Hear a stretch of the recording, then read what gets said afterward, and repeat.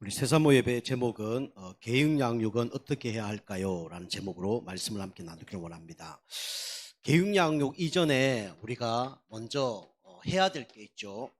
그것이 뭐냐면 바로 영접 운동입니다. 그 영접 이후에 우리가 양육을 할 수 있는 거죠.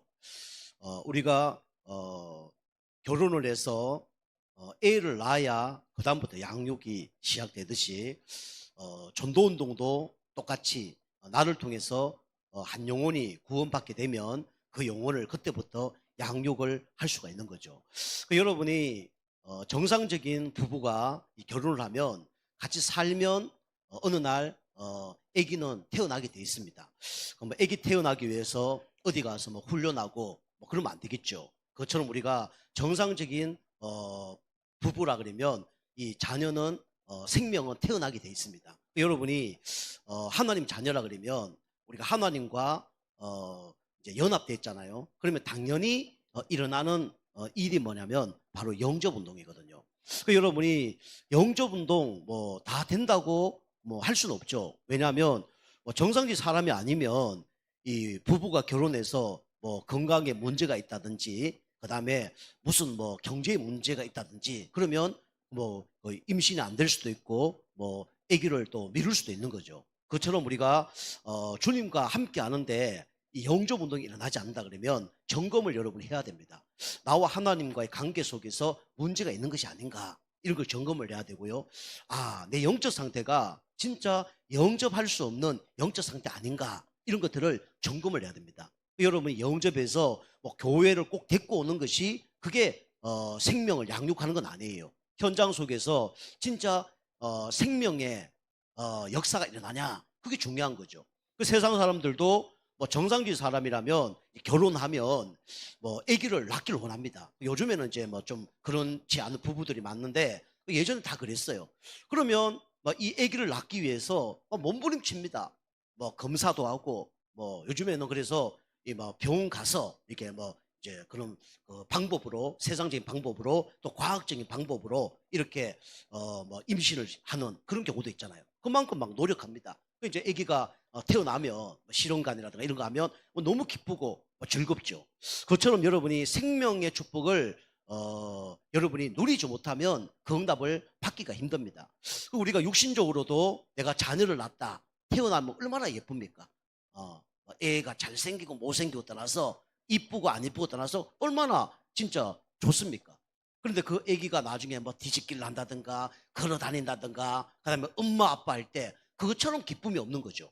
그리고 또 우리 여기 할아버지 되신 분도 계시는데 우리 할아버지들 할머니들 얘기 들어보면 이 손녀 손자가 태어났을 때 그 기분이 또 우리 자녀를 내가 낳는 것보다 또 다르다 해요. 더 기쁘다는 거죠. 내 자녀를 낳았을 때도 그래 행복한데 또 그거와 다른 뭔가 손주가 태어났을 때 그것처럼 기쁜 게 없다는 거죠. 영적으로 똑같습니다. 내가 만약에 진짜 영접했다. 그것처럼 기쁜 게 없어요. 그리고 그 영접한 사람이 진짜 양육을 받으면서 현장에서 양육하는데 말씀을 잘 듣고 그 다음에 그 양육된 사람이 또 교회로 오게 되고 또 교회에 와서 예배 잘 드리게 되고 그 사람이 교회에 또 일꾼이 되어지고 얼마나 기쁜지 몰라요. 그러다가 그 사람이 또 다른 한 사람을 영접하고 양육되어져서 제자 되어진다. 그러면 그것처럼 기쁜 게 없습니다. 여러분 가져가 그 축복을 여러분이 누려야 돼요. 그게 안 되어진다. 그럼 여러분이 하나님과의 뭔가 관계에 문제가 있는 거예요. 그리고 내가 뭔가 그런 응답을 받을 수 없는 상태이기 때문에 하나님은 그걸 치유하기를 원하시는 겁니다. 우리 교회 성도님들이 그게 안 되어진다. 그러면 생명이 없든지 아니면 생명이 있는데 그게 안 되어진다 그러면 여러분과 저의 영적 상태를 하나님이 바꾸기를 원하는 거거든요. 바꾸면 하나님께서 어떻게 되냐? 생명이 태어나는 응답을 하나님이 만나게 해주는 거예요. 여러분과 제가 그 응답이 있길 좀 축복합니다. 그거하고 안 맞다 그러면 여러분이 하나님과 맞을 수가 없어요. 특별히 불신자라면 그거 안 받아도 응답 받습니다. 근데 여러분이 하나님 자녀인데 여러분이 그거 안 바꾼다 그러면 하나님이 원하는 거, 여러분이 원하는 거는 절대로 응답을 받을 수가 없어요. 여러분과 제가 먼저 영접 운동이 되어지는 그런 응답이 있기를 좀 축복합니다.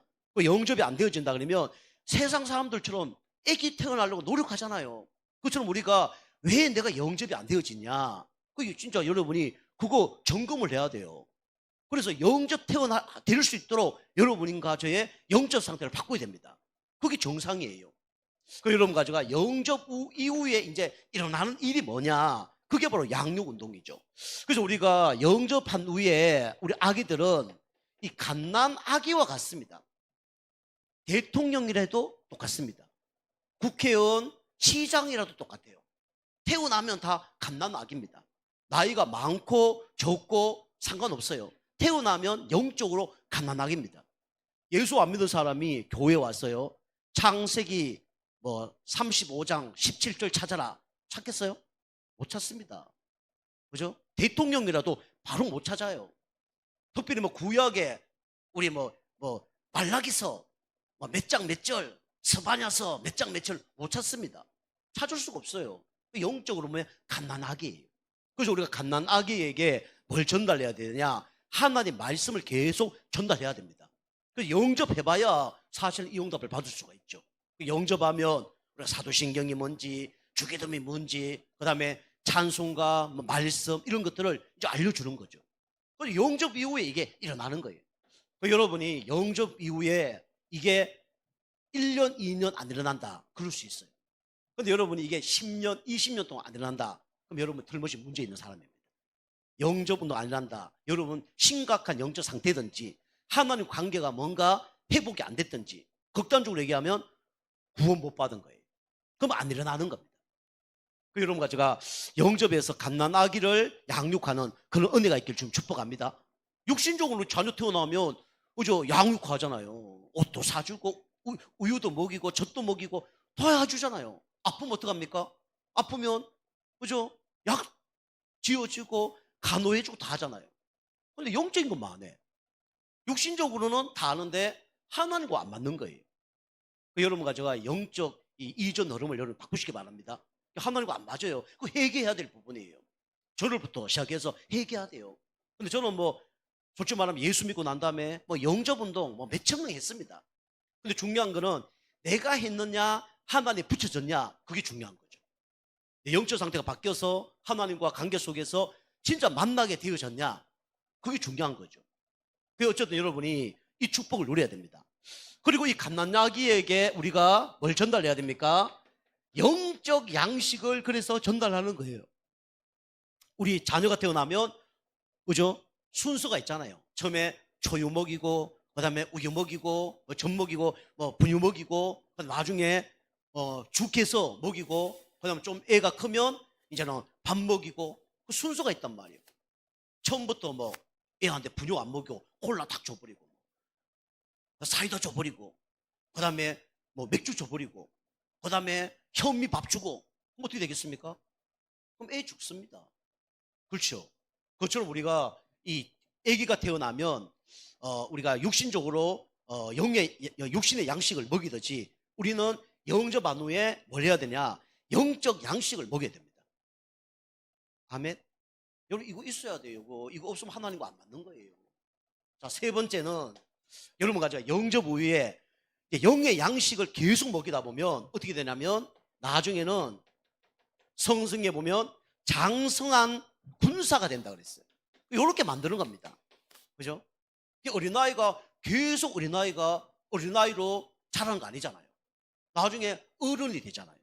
그것처럼 우리가 영적으로 갓난아기를 어떻게 만드는 거냐? 나중에는 영적인 어른으로 만드는 겁니다. 다시 말하면 스스로 자립할 수 있도록 만드는 거예요. 스스로 예배드리도록, 스스로 기도하도록, 스스로 전도하도록 이렇게 만드는 거예요. 그럼 여러분이 자립 안 시킨다 그러면 장애인으로 만드는 겁니다. 우리 자녀들을 교육할 때 스스로 예배 못 드린다. 그 장애자로 만드는 거예요. 장애인. 그죠? 스스로 예배 드리고 스스로 기도하고 스스로 할 수 있도록 만들어야 돼요.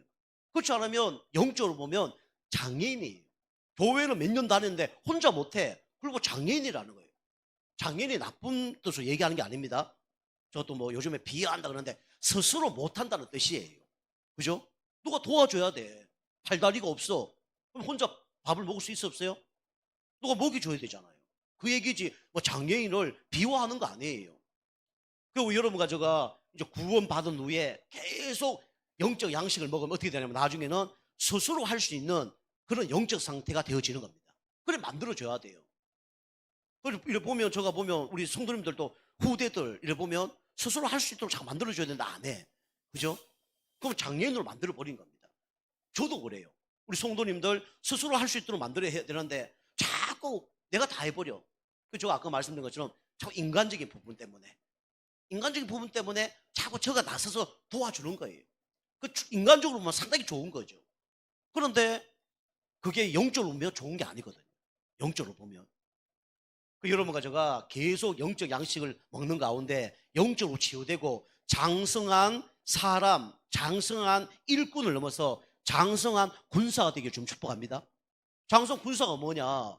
스스로 자립할 뿐만 아니라 여러분이 진짜 하나님 기뻐하는 영혼 구원하는, 그죠? 여러분이 말씀 계속 받아 먹으면 안 돼요. 우리 성도님들이 나이가 뭐 한 50, 60 됐는데 우리 그 노모 할머니가 80대 할머니가 숟가락으로 계속 입에다가 밥 먹여주고 젓가락으로 멸치 넣어주고 그 자녀는 정상적인 자녀입니까? 문제 있는 자녀죠. 두 발 두 손 문제가 있는데 그래 준다. 그럼 상관없어요. 두 발 두 손 문제 없는데 그러고 있다. 그 사람은 정신 문제입니다. 심각한 문제예요. 여러분과 제가 내가 자립돼야 되고요. 내가 스스로 이렇게 할 수 있는 영적 상태를 여러분과 제가 만드셔야 됩니다. 그죠?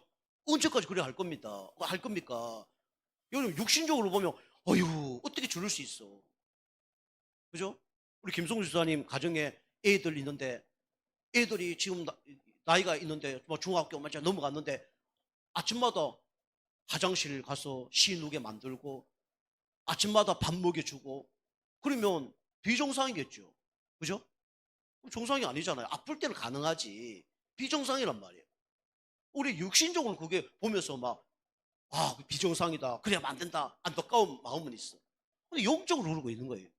교회에서도 막 5년, 10년, 20년 지났는데도 그러고 있는 거예요. 혼자 막 성경도 못 찾고, 찬송도 못 하고, 그죠? 혼자 개인양육 받았으면 개인양육 해야 되는데, 그거 안 하고, 이게 뭐냐면 계속 그러고 있는 거예요. 그럼 하나님 얼마나 안타깝겠어요. 그죠? 목회자 볼 때 얼마나 참 불쌍하겠어요. 여러분이 그거 못하는 거하고 안 하는 거 다른 겁니다. 안 하는 사람은 문제 있어요. 근데 못하는 사람은 그럴 수밖에 없는 뭔가 영적 문제가 있겠죠. 그걸 기다려줄 수 있는 겁니다. 근데 안 해서 계속 그런 상태다. 그럼 여러분 그걸 어떻게 해야 돼요? 그거 바꿔야 됩니다. 그죠? 못하는 거하고 안 하는 거 다르다니까. 그죠? 아기를 못 낳는 거하고 아기를 안 낳는 거하고 다르고요. 낳을 수가 있는데 안 낳으려고 하는 거하고는 또 문제가 있는 거예요. 여러분과 제가 이런 영적 응답이 있길 바라고요. 그 다음에 여러분과 제가 이 갓난아기의 응답, 영적 양식의 진짜 힘, 그 다음에 장성한 군사가 되시고 이런 제자들 남기는 그런 은혜가 있길 좀 축복합니다. 이게 안 되어진다. 우리 교회 미자리 못 벗어납니다. 미자리 못 벗어나요. 벗어나야 됩니다. 저는요, 솔직히 말해서 누구한테 빚져보거나 이런 게 없거든요. 누구한테 도움, 자존심이 강해서 누구한테 도와주세요 이런 얘기를 그린 해본 적이 없어요. 돈뿐만 아니라 사람에게도 누가 도와주세요 이런 거 해본 적이 없어요. 나도 그런 사람인데 왜 우리 교회가 미자립일까? 난 이해가 안 되는 거야, 솔직히 말하면. 그리고 지금도 누구한테 어떤 교회한테 목사님 도와주세요 그런 적이 없어요. 뭐 해주려고 그러면 아유 안 됩니다. 필요 없습니다. 뭐 어떤 분은 목사님 계좌 불러주세요. 제가 뭐 좀 보내겠습니다. 안 보내요. 계좌 안 보내요. 계속 있다가 연락 와요. 목사님, 그런 의미가 아니니까 좀 이렇게 우리 선교하려고 하는데 목사님 교회 좀 도와주려고 하는데 좀 하려고 하는데 좀 보내달라고. 그럼 며칠 안 보냅니다. 작전이 아니고 며칠 안 보내요. 그 정도 자존심 강합니다. 근데 왜 우리 교회가 무자립일까? 난 이해가 안 되는 거예요. 여러 가지 이유가 있겠죠. 뭐 저의 문제가 있을 수도 있고 그 다음에 우리 성도님의 그런 영적 상태를 기다리라는 사인이 있겠죠. 그 자존심이 있는 거죠. 어쨌든 여러분과 제가 우리 교회가 미자립에서 벗어나는 은혜가 있도록 여러분이 기도하시기 바랍니다. 여러분 개인 부흥이 안 되어지면요 우리 교회 미자립 못 벗어납니다. 여러분 개인이요 진짜 다른 사람 도와줄 수 있는 영적 상태가 돼야 우리 교회도 다른 교회를 도와줄 수 있는 그런 교회가 되어지는 거예요. 그죠? 개개인이 그게 바뀌어야 됩니다. 자, 첫 번째입니다. 첫 번째는 여러분이 개인 양육을 하려면 개인 양육에 뭘 알아야 되냐면 중요성을 알아야 됩니다. 금방 뭐 다 설명을 했죠. 개인 양육, 아기가 태어났는데 음식을 안 먹으면 죽어요. 영양분이 없으면 문제 옵니다. 질병 걸립니다. 그것처럼 영접한 후에 우리가 영적인 양식을 계속 어떻게 됩니까? 먹여야 됩니다. 육신적인 양식이 아니라 어떤 양식이요? 영적 양식을 먹어야 돼요. 그래서 마태복음 4장 1절에서 4절 보면 예수님이 얘기했잖아요. 사람이 떡으로만 살 것이 아니요 하나님 입에서 나오는 말씀으로 살 것이다. 그렇게 얘기하잖아요. 지난번도 얘기했잖아요. 우리 교회 5만 원 빌려왔던 그분. 당신 할인마트에서 일했거든요. 한 달에 300만 원 벌어요. 시커 뭐 알코올 중독돼갖고 내가 보면 알거든요. 딴 데 다 쓰다가 교회 다 와서 목사님 5만 원만 빌려주세요. 그러고 있는 거예요. 처음에는 제가 알고 빌려줬어요. 제가 철저한 사람이거든요.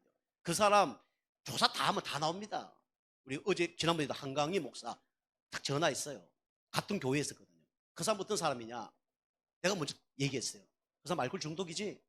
오, 형님 어떻게 알았어요? 보면 알지. 쫙 얘기해 주는 거예요. 그 사람 영적 문제라 그걸 아니까 제가 좀 도와주는 거죠. 그리고 두 번째는 내가 얘기했죠. 당신 그거 영적 문제, 정신 문제야. 열받아서 가더라고. 그 사람에 필요한 거는 돈이 아니고 뭡니까? 영적인 양식이에요. 영적 양식으로 내 습관, 내 생각, 내 마음 이게 바뀌어야 됩니다. 그거 안 바뀌면 계속 그렇게 사는 거예요. 아마도 얻어먹고 다 쓰고, 그죠? 그 알코올 중독이 치유되어야 될 거 아닙니까? 그 생각이 바뀌어야 될 거 아닙니까? 그거 거지의 영적 상태 갖고 있는데 바뀌겠습니까? 자기 쓸 거 다 쓰고, 그 다음에 진짜 필요할 때는 안 하고, 교회 헌금하고 교회 축복받고 영적 상태 바꾸기 위해서 교회가 있는 거지, 교회 얻어먹으라고 교회 있는 겁니까? 그죠? 말이 안 되는 거죠. 그 영적 양식만 안 먹습니다. 우리는 왜 영적 양식을 먹어야 됩니까? 우리는 개돼지와 달라요. 우리는 영적인 존재입니다. 그래서 우리 영적인 양식을 먹어야 돼요. 극단적으로 얘기하면 교회 안 다닌다. 그 사람은 영적 양식이 필요 없는 거예요. 왜요? 영적으로 죽어 있으니까. 허물과 죄를 죽어 있으니까 예배 안 드리고 교회 안 나오는 거예요. 당연한 거죠. 영적 존재인데. 우리가 영적 양식을 먹어야 뭘 얻습니까? 영적 힘을 얻죠. 육신적으로도 밥 안 먹고 일합니까? 육신적으로 일주일 안 먹고 일한다. 일하지 마라 그래야 돼. 말으라 그래야 돼.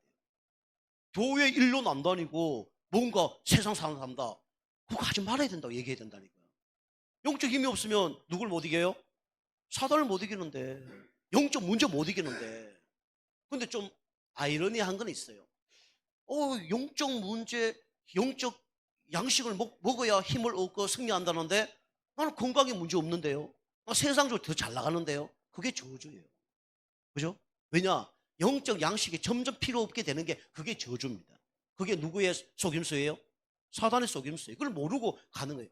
마지막 때면 어떻게 됩니까? 누가복음 16장 그 부자처럼 되어지는 거예요. 오늘 얘기했지만 노아 그 방주에 타지 않는 사람처럼 되는 거예요. 계속 이전 흐름 바꾸지 않고 가다 보면 어느 날 소동 기둥 되는 겁니다. 소금 기둥이 뭐예요? 완전 잡혀버린 거예요. 그래서 탈출을 못하는 겁니다. 그래 되는 거예요. 그걸 모르고 문제 없다고 생각하는 거예요. 저가 보기에는 더 불쌍한 사람이거든요. 그죠? 예수 안 믿고 잘 되는 사람이 더 불쌍한 거예요. 예수 안 믿고 뭔가 잘 되는 사람 더 진짜 안타까운 사람들입니다.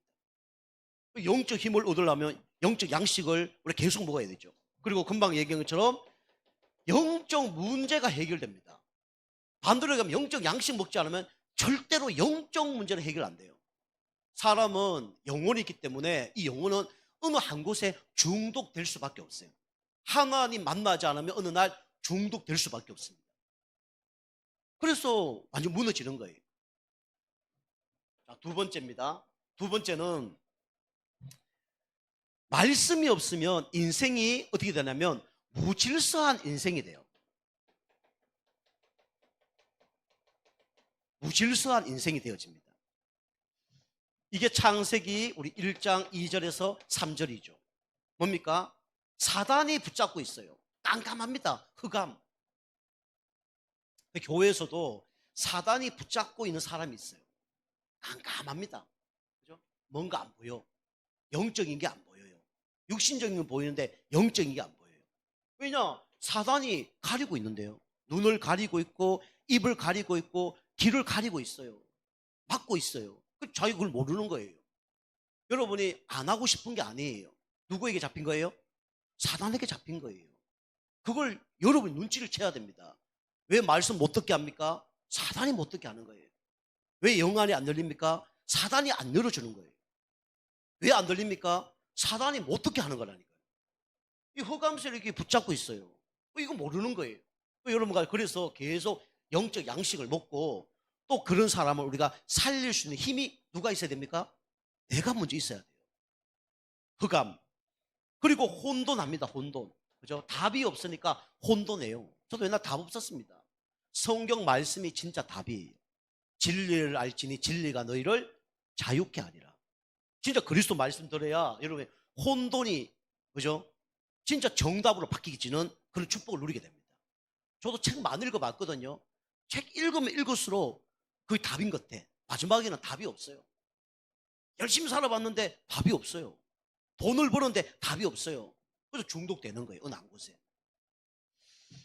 현실 도피를 할 수밖에 없거든요. 왜냐? 육신적인 걸 넘어서 뭐가 있냐면 정신 세계가 있어요.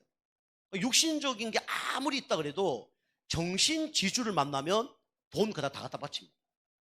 자기 그죠? 모든 몸 그다 다 갖다 바쳐요. 정신적으로 끌고 오니까. 근데 정신을 또 이길 수 없는 게 있어요. 그게 뭐냐면 영적 세계입니다. 절대로 정신력 강하다 그래서 사단을 못 이겨요. 그죠? 정신력 강하다 해서 사단을 못 이깁니다. 공부를 많이 했다 해서 사단을 못 이겨요. 이제 문선명 요즘에 문제가 많이 났는데 문제 난 건 아니죠. 옛날부터 그러니까 권력 싸움이거든요. 이게 뭐 부인이냐 자녀냐 그 싸움이에요. 요 아들들이 자기 그걸 차지하기 위해서 보니까 그 어머니 비서로 있었거든요. 근데 이제 요 반대쪽에서 좀 회유를 했겠죠. 어머니 잘못한 거 이런 거 좀 밝혀라. 그리고 이제 그게 국회의원에게 돈 갖다 준 거 요거 이제 다 까불리는 거죠. 그런 거 다 이제 이제 발견되면 이제 자기가 그 그룹을 차지할 수 있으니까. 근데 그 문선명이라는 사람이 어떤 사람이냐? 새벽 뭐 2시에 일어나서 기도한 사람이잖아요. 새벽 2시부터 한 6시까지 기도한다네요. 4시간을 새벽에 기도합니다. 그리고 그때부터 조간신문 한 7개를 다 읽어요. 그리고 하루 스케줄을 다 점검해서 오늘 누굴 만나야겠다, 오늘 누굴 만날 것이다 라는 걸 예측을 해요. 예측하는 건 누가 알려주는 거예요? 그죠? 사람이 알려주는 게 아니에요. 서울대 뭐 연세대 이런 사람들이 뭐 온다잖아요. 스카이대학 사람들 딱 왔는데 과학을 다 알아맞죠. 그 사람이 오늘 왜 왔는지도 다 알아맞죠. 무당보다 더 기가 센 거예요. 그러니까 다 무릎을 꿇을 수밖에 없는 거죠. 그 사람들은 육신만 있다 생각하죠. 육신 세계를 넘어서 정신 세계가 있고 정신 세계를 넘어서 영적인 세계가 있는 거거든요. 하나님이냐 사단이냐 이 싸움이 있는 거거든요. 악령이냐 성령이냐 이 싸움이 있는 거거든요. 이거 모르니까 혼돈하게 살아갈 수밖에 없는 거죠. 혼돈하니까 어느 날 뭡니까? 뭘로 채워야 돼. 그죠? 채우는데 그게 알고 보면 중독되는 거예요. 혼돈. 그런데 또 어떤 문제가 옵니까? 공허라는 문제가 오죠. 뭐 채워야 되는 거예요. 그죠? 이제 사람한테 캄캄하고, 그죠? 답도 없고, 외롭기는 끝도 한도 없고, 이래 되는 겁니다.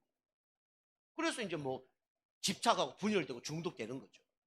이런 것들을 현장에서 바꿔주는 거예요. 흑암 세력을 꺾는 빛을 밝히는 이름은 누구밖에 없습니까? 예수 그리스도밖에 없어요. 현장에서 예수도 말하면서 흑암 속에 빠져나올 수 있도록. 그죠? 노예, 포로, 속국 가운데 있으니까, 그죠? 내 힘으로 빠져나올 수 없잖아요. 그 가서 그리스도의 빛을 비춰주는 겁니다. 이거는 지식, 뭐, 능력, 이 필요한 게 아니에요. 현장 가서 그리스도의 빛만 비춰줄 때 빠져나오는 겁니다. 혼돈합니다. 답은 누구밖에 없어요? 그리스도밖에 없어요. 현장 가서 그리스도가 길이고 진리고 생명이다. 이거 말하는 거예요.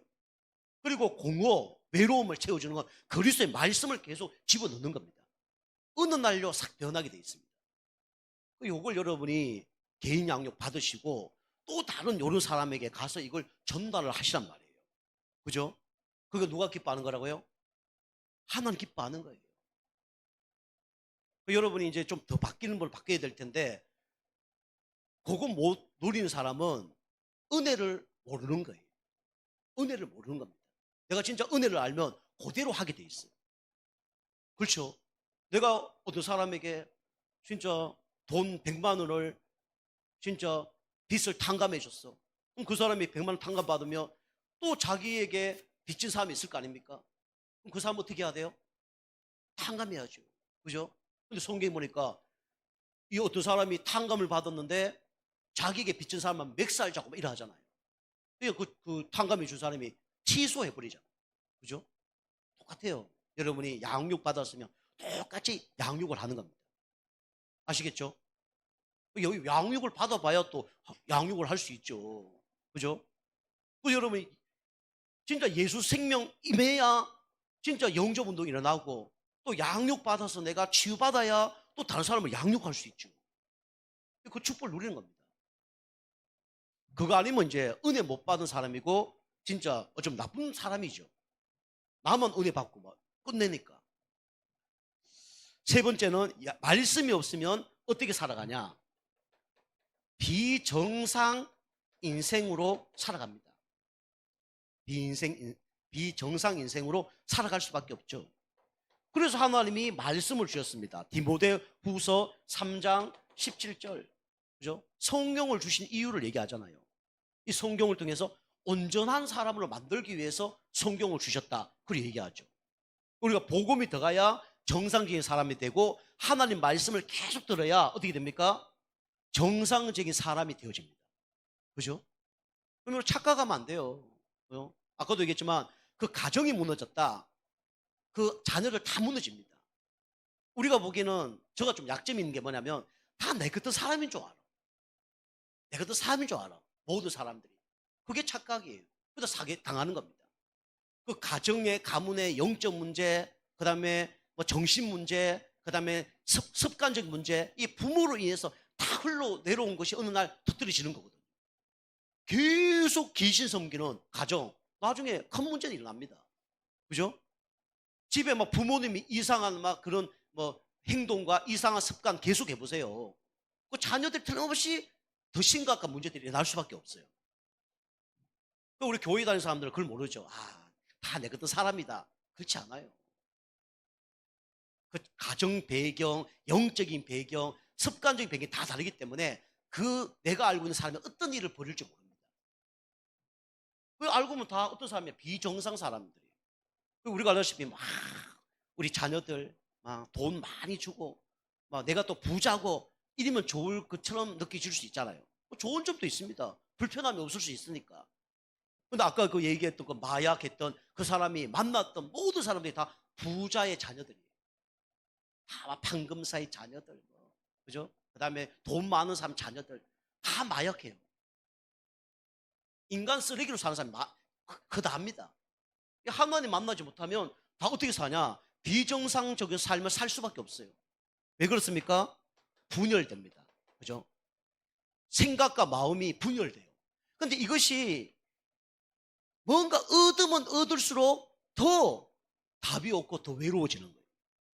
돈을 많이 벌수록 사람은 행복한 것처럼 보이지만 더 마음이 어떻게 될까요? 더 공허합니다. 더 외로워요. 가수들이 인기를 얻으면 좋은 것처럼 보이지만 인기를 얻을수록 더 외롭고 힘들어요. 그리고 정상적으로 올라왔기 때문에 그거 안 떨어지려고 몸부림칩니다. 그래서 뭔가를 해야 돼요. 그죠? 점쟁이를 찾아갔는지 뭐 마약을 하든지, 그죠? 인본주의를 쓰든지 그렇게 합니다. 안 떨어지려고. 이게 점점 멀어지는 거예요.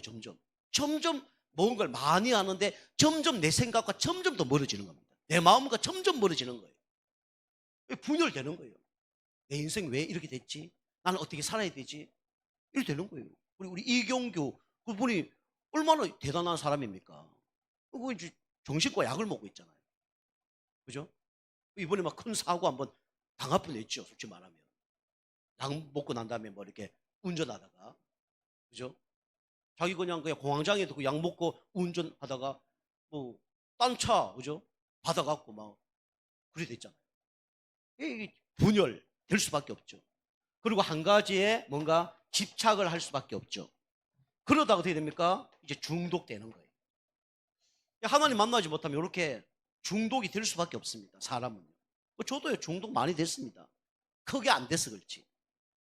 나라는 것에 중독됐고요. 그다음 내 생각, 내 마음에 중독됐고, 돈에 중독됐고, 일에 중독됐고, 사람에 중독되고, 거기 집착하는 거예요. 이게 하나님과 상관없는 뭔가의 그 사상이 이게 있은 거예요. 이걸로 뭐 돈이면 다 돼. 그죠? 내가 잘 살면 다 돼. 근데 점점 행복이 없는 거예요. 근데 나도 모르게 거기 더 집착한단 말이에요.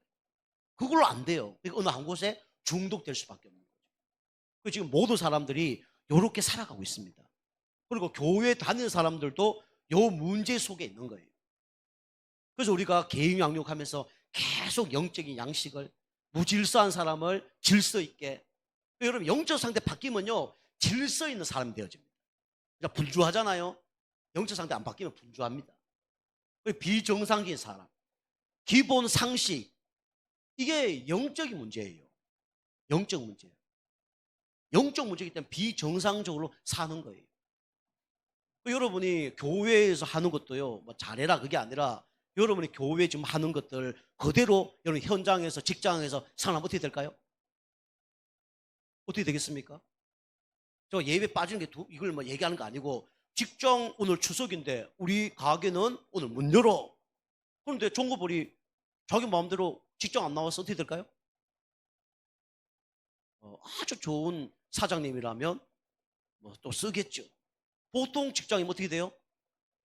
어떻게 됩니까? 또 잘리죠. 그죠?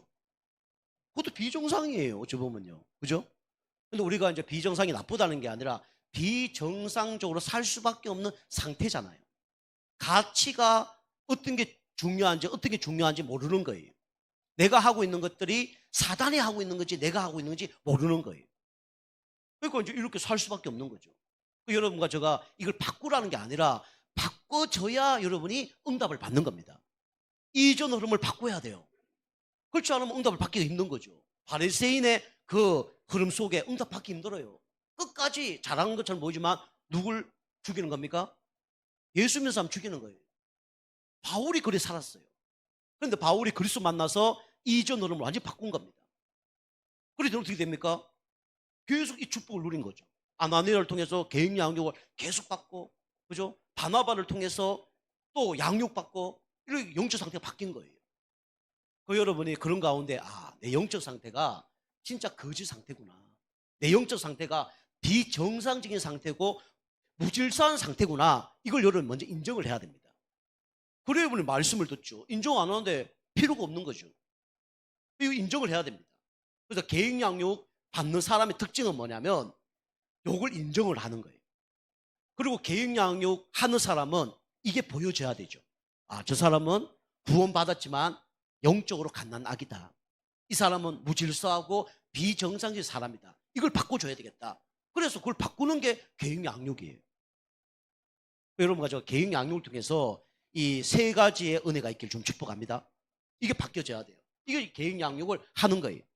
자, 두 번째입니다. 두 번째는 같은 얘기입니다. 여러분 개인 양육 왜 해야 되냐? 영적 상태를 바꾸는 겁니다. 여러분이 사실은 영적 상태 바꾸려고 그러면 육신의 것 안 하는 게 낫습니다. 또 육신의 것을 여러분이 먼저 하면 안 돼요. 같이 할 수 있는 수준 되면 같이 하면 됩니다. 근데 영적 상태 바꾸면요, 정신 상태, 육신 상태는 바뀌도록 하나님이 그렇게 응답을 하십니다. 이렇게 내 영적 상태를 계속 바꾸는 거예요. 우리는 제가 얘기하면 어떤 분은 육신적으로 왜 자꾸 얘기합니까? 그럴 수도 있어요. 육신적 얘기를 하는 게 아니고 영적인 것 전제로 하면서 육신적으로 얘기를 하는 겁니다. 또 그 사람은 그래도 육신적으로 바꿀 수 있는 영적 상태가 되니까 얘기를 하는 거예요. 근데 아예 안 되는 사람에게는 얘기를 안 합니다. 두 다리 다 부러졌어요. 당신 화장실 혼자 다녀보세요. 얘기하면 돼야 안 돼요? 얘기 안 되는 거죠. 그 사람 상태를 모르니까 하는 거지. 알면 그 얘기할 수 없는 거죠. 근데 걸어 다닐 수 있는 상태가 되는데 안 걸어 다녀. 그럼 어떻게 해야 돼요? 걸어 다녀 보세요라고 얘기를 하는 거죠. 그 여러분과 저의 이제 영적 상태를 그러면 파악이 되는 거죠. 그리고 또 점검도 합니다. 이렇게 한번 해보세요. 안 된다 그러면 아 그래요. 기다려주기도 하고 다음에 한번 해보세요라고 얘기하죠. 그건 할 수 있는 상태예요. 아예 못한다 그러면 하지 마라 그럽니다. 근데 할 수 있는데 안 한 사람이 있어요. 그 사람은 계속 제자리 걸어가는 거죠. 그래서 여러분과 제가 이 영적 상태를 먼저 어떻게 되면 바꿔야 됩니다. 그럼 영적 상태를 바꾸려고 그러면 여러분이 먼저 아셔야 될 게 있는데 뭘 아셔야 되냐면 성삼위 하나님 중에 성부 하나님을 알아야 됩니다. 시편 139편 우리 1절에서 10절이죠. 여러분과 저는 하나님을 제대로 몰라요. 여러분이 뭐 영적 문제 때문에 그렇다 그럼 어쩔 수 없지만은 진짜 여러분이 구원받았다 그러면 여러분 모든 육신적인 상태도 바뀌어질 겁니다. 그렇게 할 수밖에 없고요. 뭐 그게 내가 육신적으로 열심히 하다가 영적 상태 바뀌지 않는 부분이 있다 그러면 그건 안 하는 게 낫죠. 그런데 진짜 정상적인 사람이라면 내가 구원받았다 그러면 육신의 상태도 바꿀 겁니다. 그게 정상적인 사람이에요. 그걸 보고 이제 하나님을 경외한다는 뜻이 경외. 그죠? 저 사람의 영적 상태, 저 사람의 가치, 저 사람이 진짜 구원받은 이 감격 크면 클수록 하나님을 경외하게 돼 있어요. 하나님을 하나님으로 섬기게 돼 있어요. 그죠? 하나님이 여러분과 저를 아십니까? 모릅니까? 다 아셔요. 여러분 안고 일었음을 주님은 다 아십니다. 여러분 있어야 될 거 없어야 될 거 주님은 다 아셔요. 그죠? 여러분이 진짜 하나님을 알면 내 뜻대로 할 수 있는 게 아무것도 없습니다. 하나님 나를 다 알고 계시기 때문에. 그래서 여러분과 제가 진짜 하나님을 아는데 성부 하나님을 여러분이 아시길 바랍니다. 하나님은 누구냐? 우리 교제의 말씀처럼 여호와 하나님이십니다. 다시 말해서 스스로 계신 분이 누구예요? 하나님이세요. 그죠? 제가 이렇게 성도님들 보면 아 저분은 하나님을 경외 안 하네 이런 부분들이 있어요. 저를 포함해서 저도 그런 게 있거든요. 내 영적 상태 따라 하나님을 경외하겠죠. 하나님이 오늘도 여러분과 저를 진짜 진짜 생명을 다하게 하시면 우리는 오늘 죽는 겁니다. 그죠? 하나님의 손가락으로 여러분 여기 목을 0.1초만 막아도 우리는 죽는 거예요. 보통 하나님을 경외 안 해요. 하나님의 경외하는 것이 이게 우리 신앙의 기본입니다. 근본입니다. 두 번째는 뭡니까? 하나님은 창조주 하나님이시죠. 여러분과 저를 만드신 분이 누굽니까? 하나님이세요. 여러분이 하나님 나에게 응답 주고 안 주고 상관없어요. 우리는 하나님을 경배할 수 있도록 하나님이 우리 인간을 만드신 거예요. 추석 명절이잖아요. 부모가 나를 잘해줬다 해서 부모에게 뭐 잘해줍니까? 그건 진짜 부모를 모르는 거예요. 부모가 못해줘도 그죠? 부모는 뭡니까? 부모입니다. 그죠? 육신적으로 우리가 부모가 우리 못해준다. 그러면 우리가 좀 슬퍼할 수는 있어요. 근데 하나님은 우리를 부족하게 하십니까? 하나님은 우리를 어렵게 하십니까? 아니잖아요. 하나님은 완전하고 전능하신 분이에요. 여러분 창조주 하나님을 진짜 알아야 됩니다. 여러분 이번 달에 부르는 찬양 있잖아요.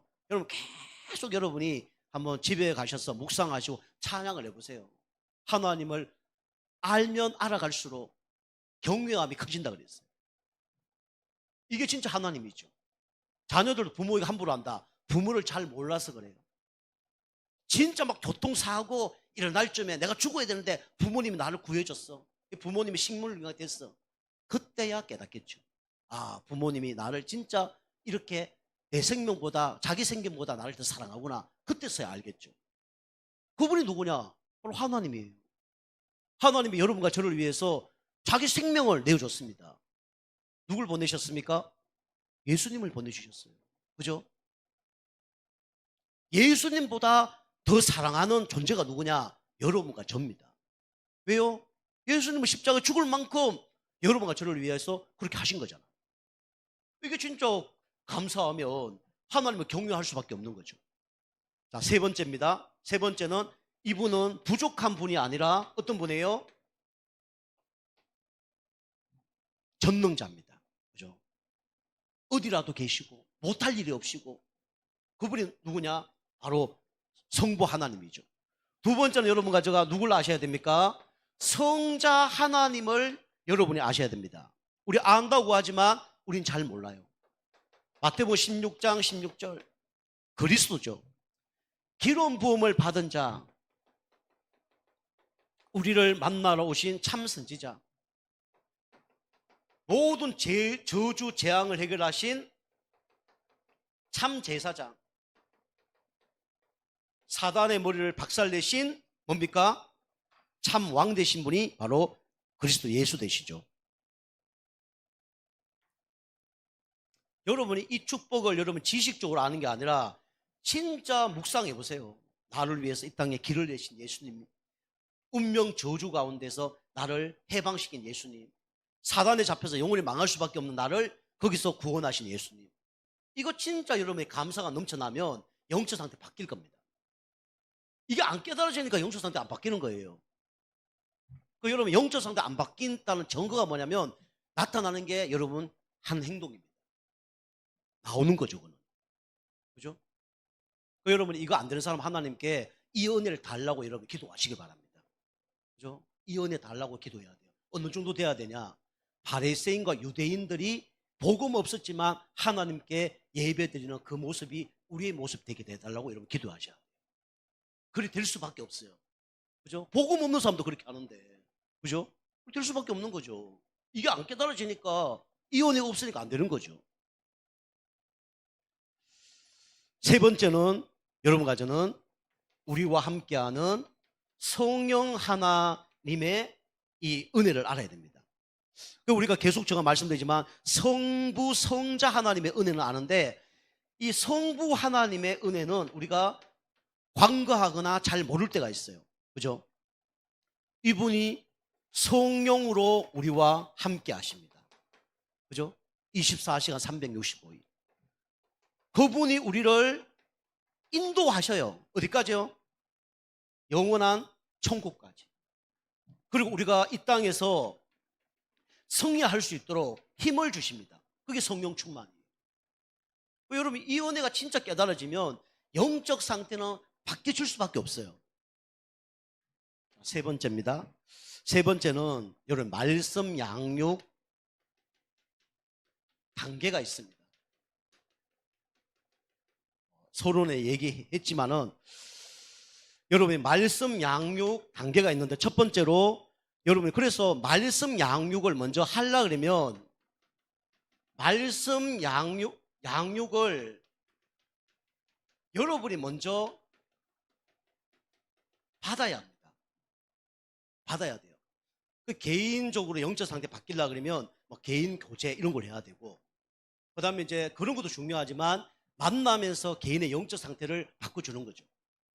개인의 영적 상태를 바꾸려고 그러면 내가 먼저 말씀 양육을 받아야 돼요. 로마서 10장 17절 믿음은 뭐로 난다 했습니까? 들음에서 나고 들음은 그리스도의 말씀으로 말미암아 난다 그랬어요. 그냥 말씀 공부가 아니라 우리는 그리스도의 말씀을 듣는 겁니다. 그래야 믿음이 자라는 거예요. 영양분 하나도 없는 음식 있어요. 몸만 베립니다.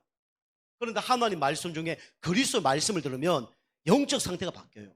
여러분 자꾸 신청을 하라니까요. 신청. 하나님 어떻게 하실 줄 모르겠지만은 여러분 영적 상태가 안 바뀌면 다른 사람을 양육할 수 있는 그런 응답이 없는 거죠.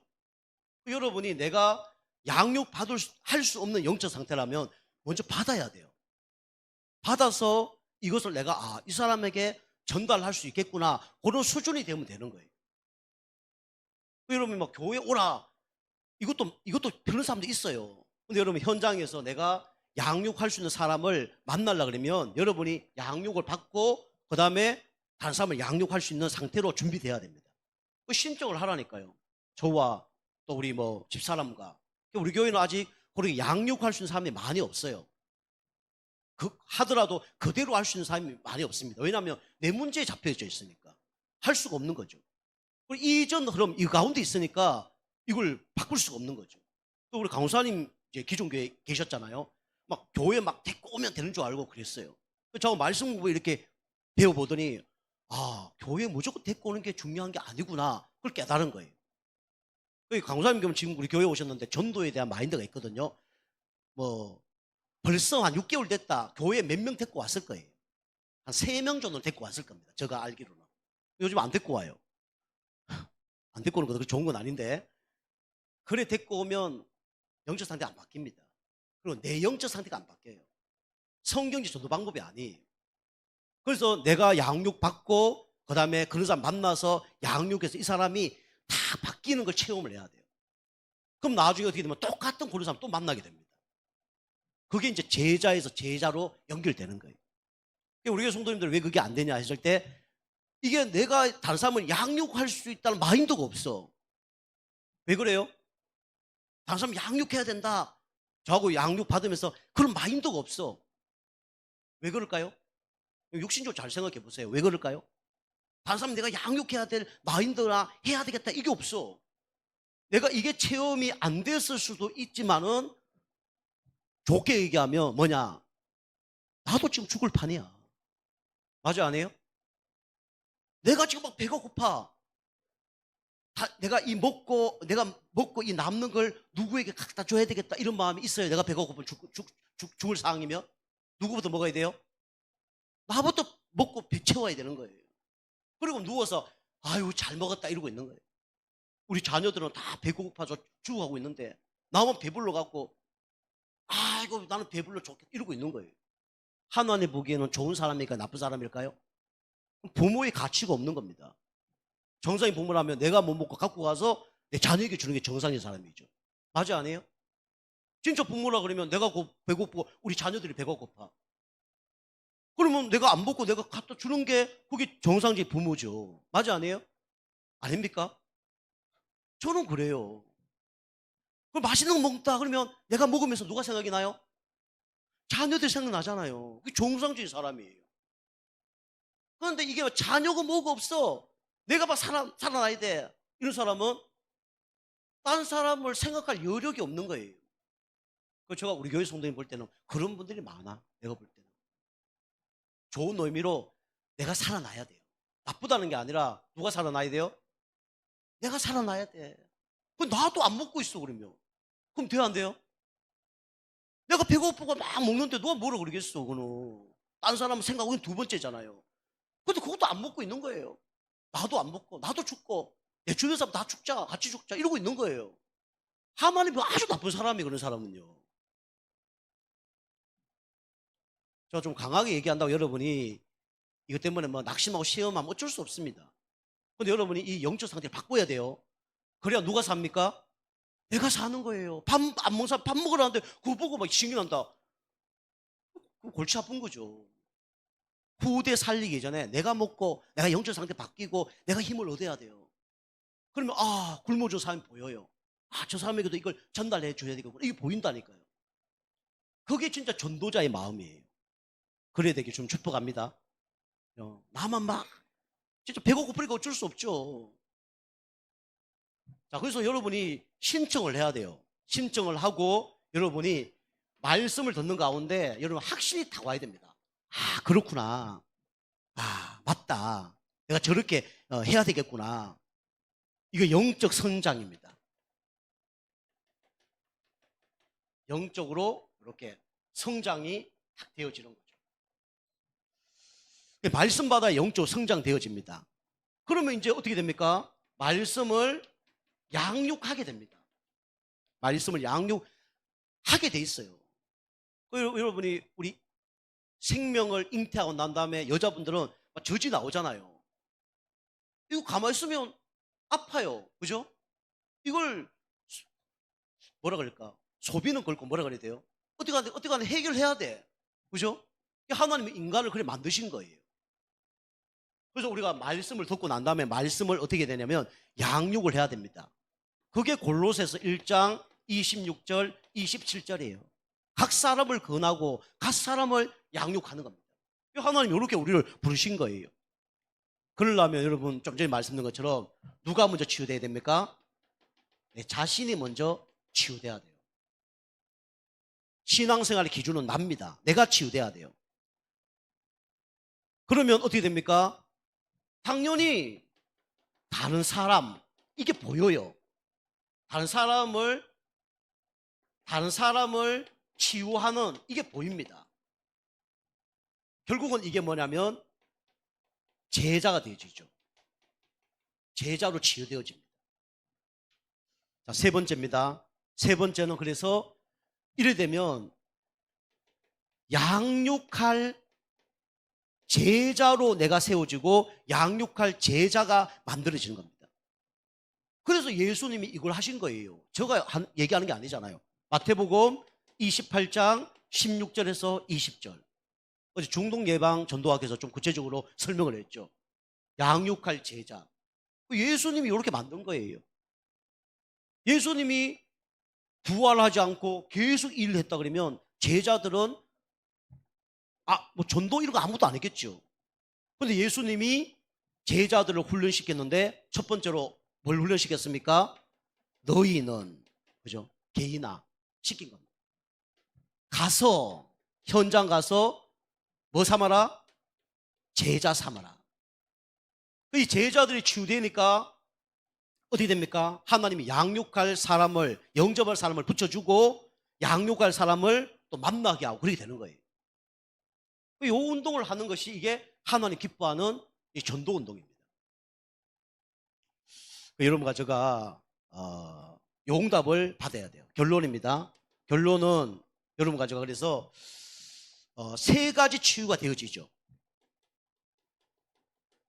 여러분이 양육을 받든지 양육을 하게 되면 세 가지 치유가 일어납니다. 첫 번째가 뭐냐면 이 드러난 문제가 치유됩니다. 여러분이 드러난 문제가 치유되면 사람과의 갈등 이런 게 없습니다. 우리 사람 뭐 어떻게 생각할지 모르겠는데 저는 세상에 살면서 나보고 저보고 왜 이렇게 합니까? 똑바로 하세요. 이런 걸 들어본 적이 거짓 없어요. 그랬다 그러면 세상 생활을 사회생활을 잘했다는 건 못했다는 겁니까? 잘했다는 거예요. 저는 세상에서 물론 저한테 뭐라 할 수 있는 사람이 있을 수 있지만 저한테 뭐 먼저 뭐 이렇게 그런 사람이 없었어요. 이제 결혼해보니까 나한테 막 그런 사람이 있더라고. 우리 사람, 우리 애들 막 얘기하더라고. 처음에 자존심 확 무너지더라고. 그런데 여러분이 진짜 치유되어지면 이 드러난 문제부터 바뀌게 돼 있습니다. 드러난 문제가 바뀌어요. 여러분 개인양육 하는 가운데 드러난 문제가 바뀌어지는 은혜가 있길 좀 축복합니다. 그죠? 내 문제가 있지만 이해하고 수용하고 초월하든지 아니면 내 문제가 해결돼요. 다른 사람이 지적할 수 있는 문제가 해결되는 거예요. 이렇게 탁 되어집니다. 두 번째는 뭡니까? 드러난 문제는 말할 수 있잖아요. 그런데 숨겨진 문제는 사실은 남이 지적을 못 하잖아요. 모르는데. 그런데 여러분과 저의 이 숨겨진 문제까지 딱 치유가 되어집니다. 이게 바뀌어요. 되는 척, 하는 척, 잘난 척, 이거와 상관없이 숨겨진 문제가 딱 치유된다니까요. 이 드러난 문제는 어떤 문제입니까? 육신적인 문제예요. 습관적인 문제입니다. 그런데 이 숨겨진 문제는 정신적인 문제예요. 이게 탁 되어집니다. 그러면서 어떻게 됩니까? 마지막으로 이 근원적인 문제가 탁 해결됩니다. 드러난 문제, 숨겨진 문제, 근원적인 문제. 쉽게 말하면 흑암 세력이 무너집니다. 하나님과 함께하는 축복이 임하는 거예요.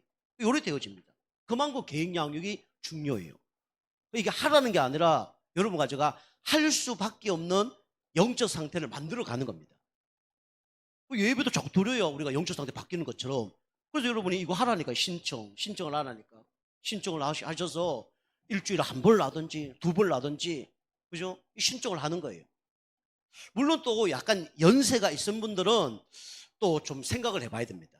그런 분들은 그냥 예배 잘 드리고 이렇게 해도 뭐 상관없을 수 있어요. 그럼 뭐 제가 이제 얘기를 하겠죠. 우리 성도님 경우는 이런 거 안 받아도 됩니다. 근데 할 수 있는 사람이라면 한번 해보세요. 되겠죠. 여러분 가져가 이 개인 양육의 응답을 받는 축복이 여러분 가져가 되길 좀 축복합니다. 기도하겠습니다. 하나님 감사합니다. 우리 성도님이 다 치유되어서 개인 양육의 응답을 받는 우리 성도님들 다 되게 축복하여 주옵소서. 예수님의 이름으로 감사하며 기도하옵나이다. 아멘.